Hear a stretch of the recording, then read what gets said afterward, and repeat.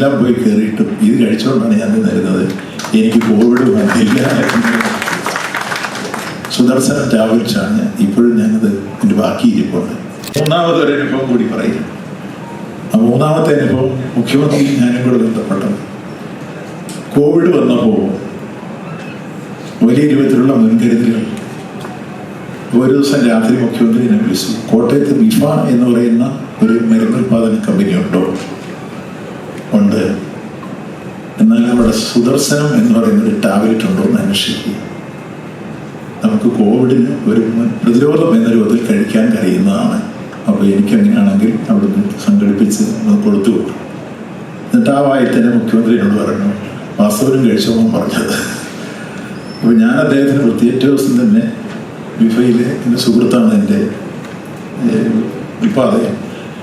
അദ്ദേഹത്തെ വിളിച്ച് പറഞ്ഞു. അദ്ദേഹം മെഡിസിൻ മുഖ്യമന്ത്രിക്ക് എത്തിച്ചു കൊടുത്തു. ഞാനും അത് കഴിച്ചു. ഞാൻ ഈ കോവിഡ് കാലഘട്ടത്തിൽ മെഡിക്കൽ കോളേജിൽ ഉച്ചഭക്ഷണം ഒരു 15,60,50,000 പേർക്ക് 1.5 വർഷത്തോളം കൊടുത്തു സൗജന്യമാണ്.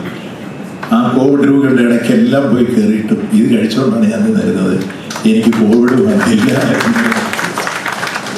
സുദർശന ടാബ്ലറ്റ്സാണ് ഇപ്പോഴും ഞാനത് എൻ്റെ ബാക്കി ഇരിപ്പുണ്ട്. മുഖ്യമന്ത്രിക്ക് കൊണ്ടു